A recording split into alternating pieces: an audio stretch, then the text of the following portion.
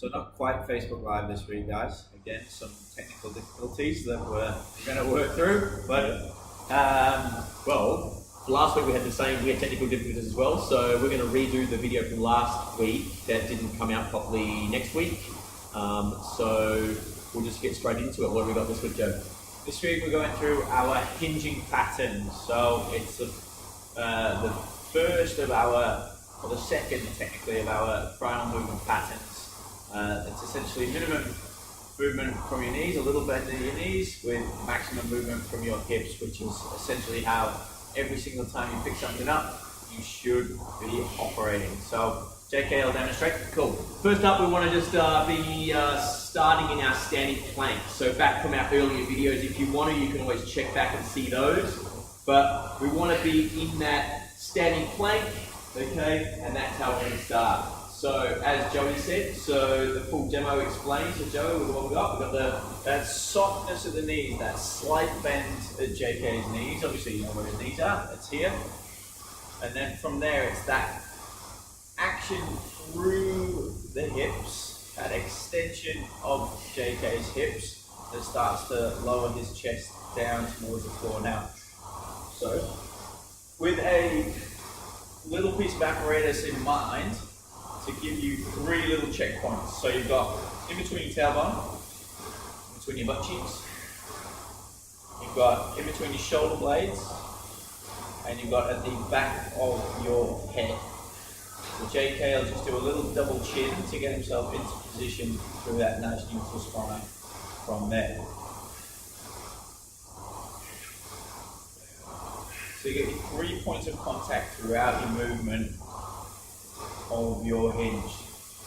Now, a way that we would often see this done incorrectly or less efficiently is losing one or more of those 3 points of contact. So if JK loses his neutral spine by dropping his head in one direction or protruding his head in the other direction, rounding through his thoracic spine, that upper back,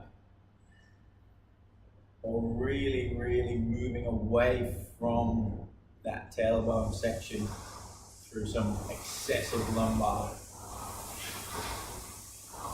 curve there. That's really moving the G stuff. Now, in terms of applying this into what you do in the gym, deadlifts with the kettlebell, deadlifts with anything.